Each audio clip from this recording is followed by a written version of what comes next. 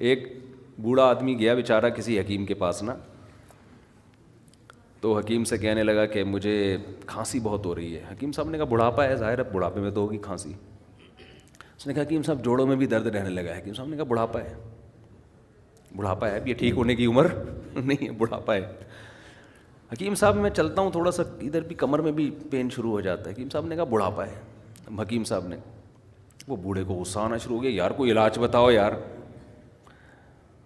تو بوڑھے آدمی کو غصہ آ کے حکیم صاحب سے کہتے کیا بڑھاپا لگا کے رکھا ہوا ہے یار, ہر بات میں بڑھاپا. حکیم صاحب نے کہا یہ بھی بڑھاپا ہے. جو آپ کو غصہ آ گیا نا, ایک دم ایکسائٹیڈ ہو رہے ہو, تو دیکھو کیا کر رہے ہیں, ٹینشن دے رہے ہیں. ایسے ایسے نسخے بتائیں گے, آدمی کہے گا بھائی یار میں بیمار ہی ٹھیک ہوں. ایک حکیم صاحب کے پاس, ہمارے جاننے والے حکیم تھے, ان کے پاس ایک پیشنٹ گیا, کہنے لگا کہ کیلشیم کی کمی ہے نا. حکیم صاحب نے کہا اچھا نسخے بڑے خاندانی ہوتے ہیں بعضوں کے پاس, لیکن وہ کون بنائے بیٹھ کے. حکیم صاحب نے کہا یہ جو انڈا ہے نا اس کا چھلکا, مجھے پورا بھی یاد بھی نہیں, 15-20 سال پرانی بات ہے, یہ انڈے کا چھلکا لو, چھلکے کو کھرل کرو, کھرل کر کے پتہ نہیں کون سا اس میں کشتہ ملاؤ, پھر اس کو مٹکے کے اندر دفن کر دو, 6 مہینے بعد نکالو, پھر اس میں پتہ نہیں اتنا دودھ ملاؤ, کیا کرو, وہ اتنا لمبا. اس نے کہا میں ہڈیوں کے کیلشیم کے بغیر ہی ٹھیک ہوں, میں ہڈیوں سمجھ رہے.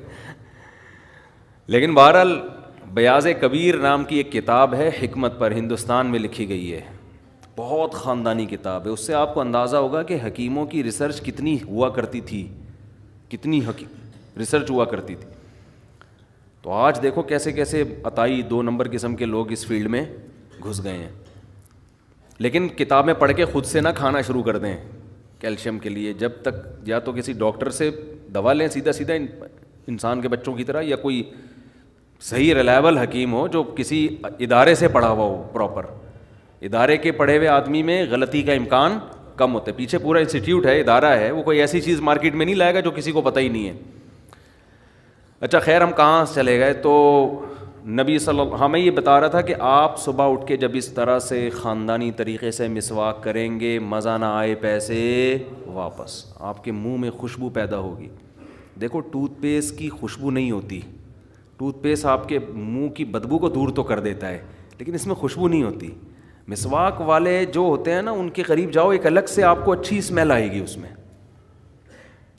ایک الگ سے معدے تک کو فائدہ پہنچاتی ہے نیم کی مسواک, پیٹ کو فائدہ پہنچاتی ہے. تو میں یہ عرض کر رہا تھا کہ یہ بھی ایک صفائی کی قسم ہے, اسلام نے اس کو بھی فوکس کیا.